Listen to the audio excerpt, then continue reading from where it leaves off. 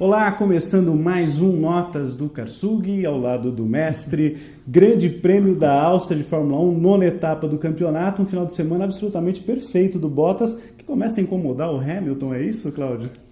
Certamente, bom, o fim de semana do Bottas foi sensacional sob todos os pontos de vista.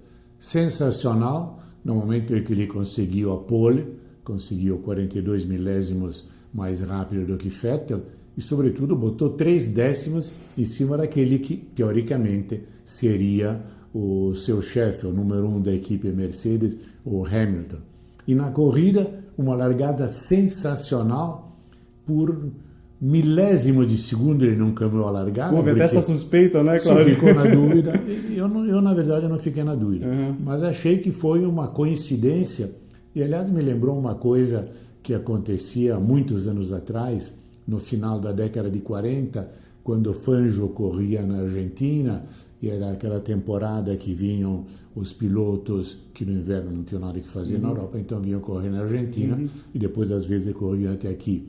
E se dizia que o Fangio, que conseguia sempre largar na frente de todos os outros, tinha um cronômetro no carro sincronizado com o cronômetro do homem que largava. Então na hora, ele já largava. Ele já dava o pulo. O fato é que o Vettel arriscou, Sim. O Vettel não, o Bottas arriscou muito porque podia ter queimado a largada. Seu tempo de reação de 210 milésimos, uma coisa fora do comum. O Vettel até falou, não é humano conseguir fazer isso. Ele fez em 346 milésimos. Também já é rápido a beça, né? Menos que um piscar de olho. E, largando na frente, ele dominou a corrida inteira. Antes de troca de pneu, ele conseguiu até abrir 8 segundos. Depois, com o segundo jogo de pneu, o Vettel foi melhor, conseguiu reduzir bastante, tanto que chegou bem perto, mas sem jamais conseguir a possibilidade de tentar uma ultrapassagem. Ele até falou, né? O Vettel até falou, né, cara? Acho que se tivesse mais uma volta, né? Eu não acredito. Eu também. Acho que o Bottas tinha um gásinho se quisesse, Sim, né, Cláudio? Não, e depois, sabe, você chega, mas passar entre os dois carros, que são praticamente iguais, é verdade. Se fica atrás, você perde a aderência, você gasta mais do Não é pneu. fácil, Então, né? não acredito, não só uma volta, poderia ter 2 ou 3, duvido que o Vettel teria passado, a menos de arriscar uma batida, coisa que não interessa para nenhum dos dois. E agora eu vejo uma situação de campeonato, depois vamos falar dos outros pilotos, uma situação de campeonato em que, curiosamente, o Bottas está mais perto do Hamilton do que o Hamilton para o Vettel, porque o Vettel perdeu mais 6 pontos, está a 20 pontos do líder, e o Bottas está a 15. Então, se daqui a uma corrida, ou 2 ou 3, acontece alguma coisa, que pode acontecer, nem é necessário do Bottas ganhar, digamos, Bottas é segundo, Hamilton por qualquer razão tem um é contratempo quinto. qualquer, né? Não, sem falar em contratempo, porque se ele não pontuar, o Bottas passa na frente dele, dúvida. mas digamos que ele é quinto, chega o Bottas em cima, e aí seria muito difícil para a Mercedes optar por um em detrimento do outro. E, teoricamente, sempre, pelo menos a história nos mostra isso, que você ter 2 grandes pilotos na mesma equipe raramente dá certo. É verdade. O mais provável é que dê briga. Pode acontecer. Mesmo sem chegar no limite sim. do Senna e Prost, lá atrás, lá do Regazzoni, enfim. Tivemos embates aí que foram prejudiciais para as equipes. O Piquet com alguns, com Mansell. Lembrando de Alonso e Hamilton na McLaren, Exato. os dois brigaram tanto no final do ano, o Raikkonen acabou vencendo o Mundial em 2007, né, Cláudio? Então, não é uma situação muito tranquila. Agora, com relação à corrida em si, uma bela corrida do Ricciardo, sem dúvida. Que Mais um conseguiu pódio, né? mais um pódio. Realmente, se você somar as duas coisas, o Ricciardo que vai sempre no pódio, e o Verstappen, que em 7 corridas saiu em 5, então você vê que aí já há uma hierarquia que se está estabelecendo e que inclusive obrigou a Red Bull nesses dias a via público com o comunicado dizendo que não é absolutamente verdade, que o Verstappen irá para a Ferrari, que eles têm toda a confiança no garoto, que vai continuar lá. Mas enfim, um grande prêmio que promete muito. Pena que o Massa não tem um carro competitivo, ficou em 9º lugar. Mesmo assim, conseguiu uma recuperação boa, né? Boa, Ele fez uma bela largada, contou com aquelas Aquele boliche, como o Alonso falou, né? Tirou já 3 ali. O Kvyat acabou continuando depois, foi punido e tudo mais, mas o Massa acabou entrando nos pontos. Ele e o Stroll, né? Nono e décimos. Não, e o Stroll está melhorando. É verdade. Hoje você não pode dizer que ele chegou lá só porque tem dinheiro. Ele mostra que tem qualidades. Vamos ver até que ponto ele evolui. A presença do Massa pode lhe servir bastante como ensinamento. Mas de qualquer forma, hoje já não é... bom professor para ele ali. Exato. Né?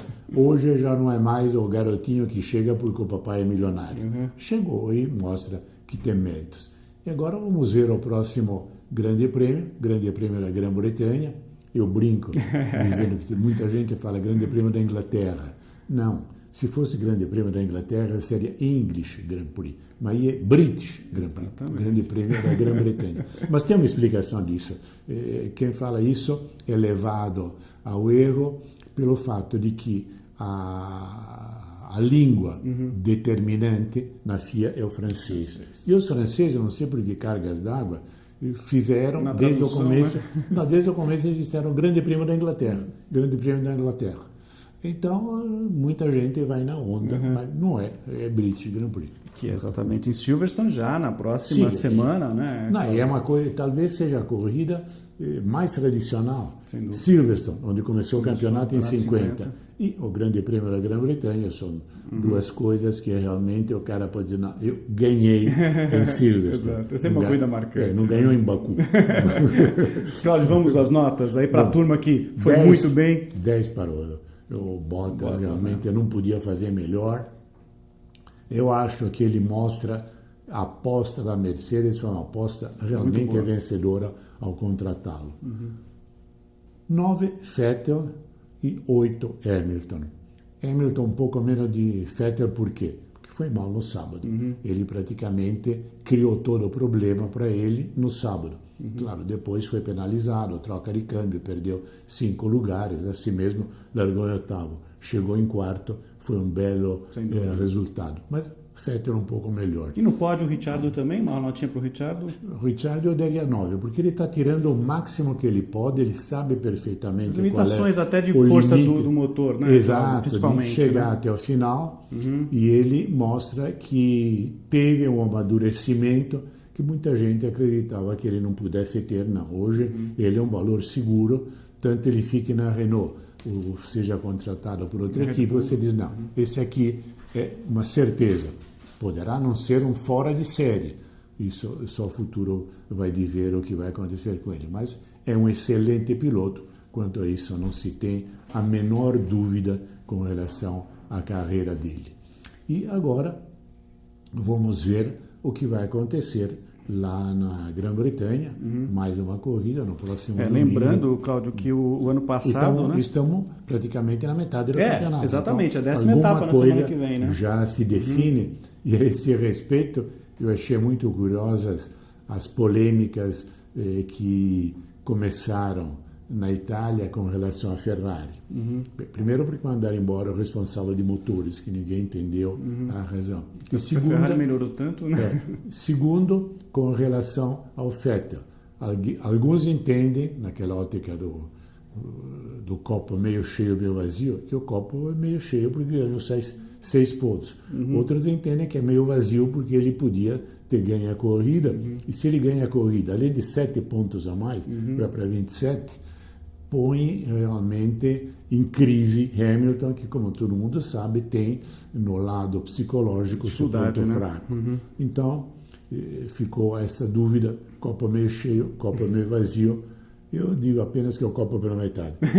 Legal. E lembrando só, né, Cláudio, que no Grande Prêmio da Grã-Bretanha, a próxima etapa em Silverstone, no ano passado nós tivemos pole e vitória do Hamilton.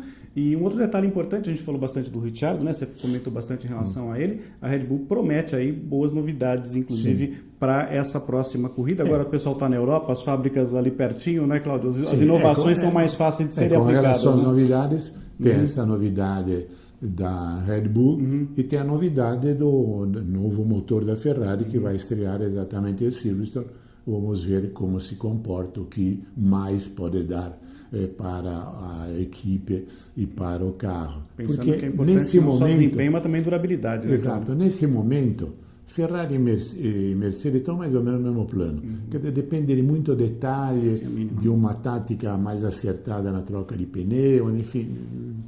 É claro que na Grã-Bretanha o Hamilton sempre vai bem, é natural e normal esperar uma grande apresentação do piloto inglês. Sem dúvida. Bom, nesse final de semana agora tivemos também automobilismo nos Estados Unidos com Indy e Indy Lights. As duas categorias correram no oval curto lá de Iowa. E olha, muito legal para o Brasil. A velha guarda com o Elinho, né?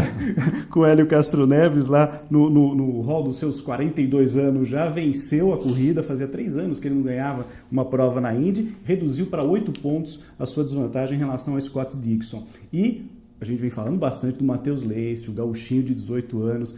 Terceira vitória consecutiva dele lá, venceu já em Road America antes, do circuito misto, venceu na Indianápolis, no oval, e agora venceu exatamente em Iowa, tirou mais diferença, é o vice-líder, a diferença caiu de 27 para 13 pontos, restam 6 etapas. Os brasileiros estão fazendo bonito nos Estados Unidos, né, Cláudio? Não, e sobretudo dando uma ideia, que eu acho muito positiva, que a médio prazo nós temos uma troca de gerações e essa geração que vem tem qualidades realmente para continuar lá na frente. Legal, tomara mesmo, precisamos aí de renovação na Indy, o Matheus está vindo com muita força. E aproveitar, já faz 2 semanas aí que tivemos Stock Car na outra semana e anteriormente as 24 horas de Le Mans, mas olha, falando novamente em brasileiro, indo bem lá no exterior, sim. Daniel Serra venceu pela GTE Pro com o carro da Aston Martin, equipe oficial. Estreia dele lá em Le Mans, Cláudio, venceu e depois, na semana seguinte, teve corrida do milhão da Stock Car. E quem venceu? O Daniel Serra de novo, filho do Chico Serra, né? Nosso tricampeão da Stock,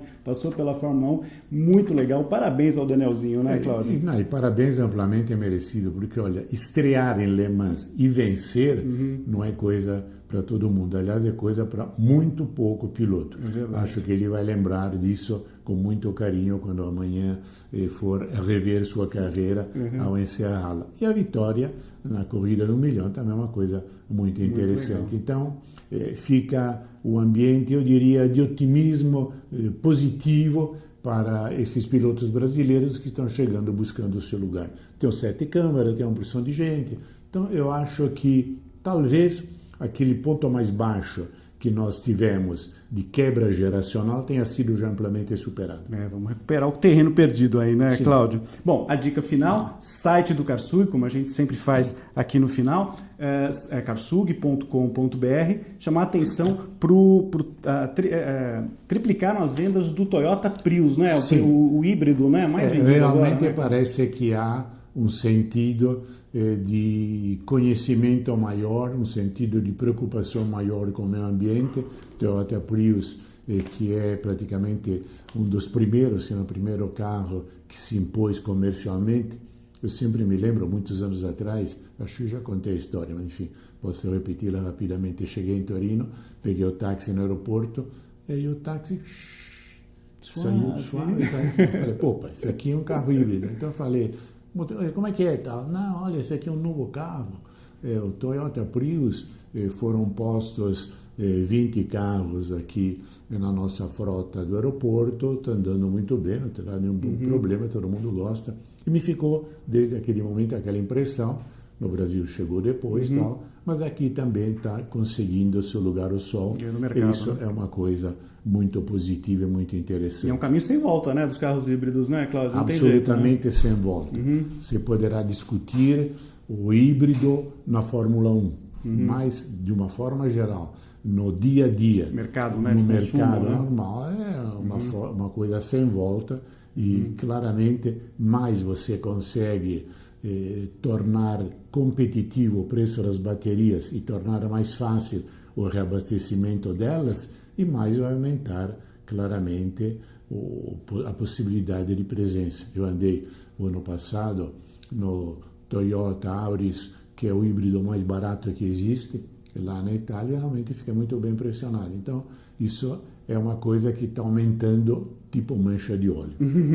E se você quiser ficar por dentro de carro dos sonhos, o novo colaborador lá do site do Karsug, o Lucas Henke, fez uma avaliação muito legal, né? Andou com o AMG GTR espetáculo de carro, Sim. né, Cláudio? Aliás, eu queria, o Lucas é o nosso mais novo colaborador, eu gosto muito de como ele escreve, de como ele analisa os carros, me sinto absolutamente tranquilo quando ele vai analisar um carro em meu lugar, não apenas por ele ser filho da Raquel e ser neto do meu amigo Luiz Carlos Secco, que é um ícone da história do automobilismo, da imprensa esportiva. Está no DNA, né, Cláudio? Está no DNA da família, porque realmente ele mostrou, desde a primeira matéria que ele fez para nós, que ele entende profundamente, e eu sou muito contente de ele ter vindo aumentar a nossa equipe no site. Legal. Então, fica a dica final para vocês, www.carsug.com.br. Nos encontramos exatamente na semana que vem, né, Cláudio? Exato. A gente vai falar sobre o Grande Prêmio da Grã-Bretanha